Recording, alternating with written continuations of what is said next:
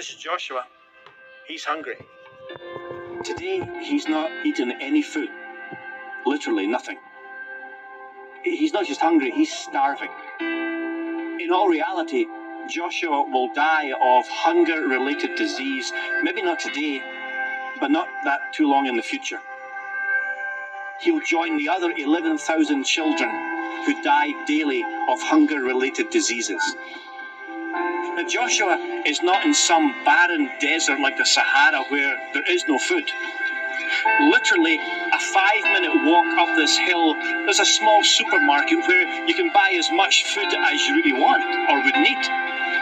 Joshua's issue is that he's an orphan. His guardian neighbour is trying to raise her own 3 children by herself and then also look after Joshua and his little sister. But she has no job. How do you put food in the belly of your own children, let alone your dead neighbour's children? She tries, but what's her chances? She's got no education, she's got no unemployment benefits, she's got no social security. It's not that she's fallen through the cracks of the system, there is no system. She literally has no way to put food into Joshua's belly.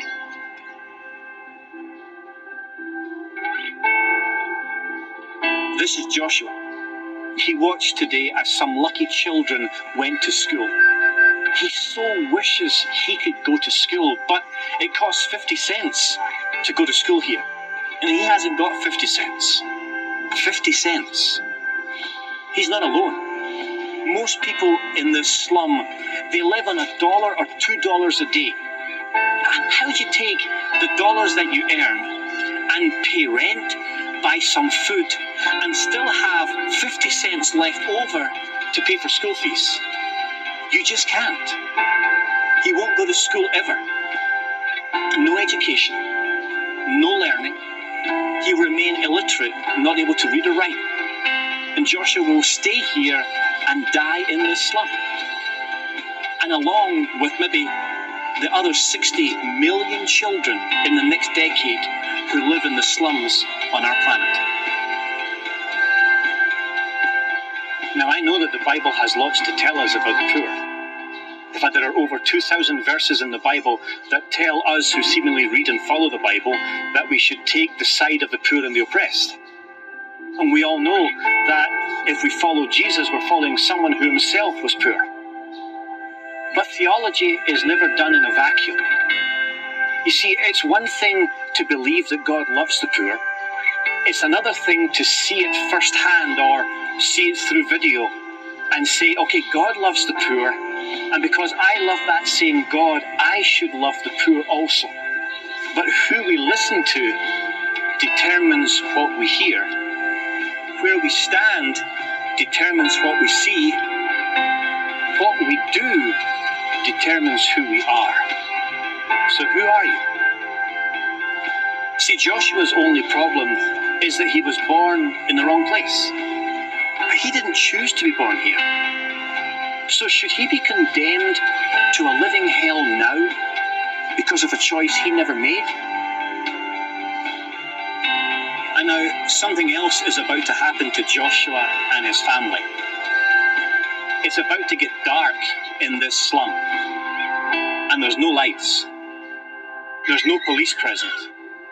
I mean, during the day, we see the chaos, we see the trash, we see the smell of sewage, we see people walking around, we see them barely surviving by their living. But at dark, we don't see what happens. 1 out of every 3 women in Haruma have been beaten or abused. Nearly 1 out of 2 10-year-old to 19-year-old girls, 45% of them, have been raped in this slum. Turn the sun off, and this slum and little Joshua live in fear of violence. And in the dark of night, no one knows what happens. No one's here filming it. It's hidden, but it's real. But this is Joshua. He's still here. He can't escape. And what did he do wrong? Nothing. Nothing. What we do determines who we are. Is there someone out there who's willing to walk the way of Jesus, to be his hands and his feet? Is there something or someone who can pierce the darkness and bring light into even the darkest place on earth? So here's the good news. There are some incredible people who live in this slum who are walking the way of Jesus to help Joshua, to give him food, to give him a safe place to grow up, an education to empower him. You know, for 17 cents, food can be put in his belly. $35 a month will give him an education to empower him out of the cycle of poverty. And the good news is, you can join this movement. You can be a part of helping this Joshua and many other Joshuas. Join the movement to kick extreme poverty off the face of the planet and live out the gospel of Jesus Christ in a most powerful, real way.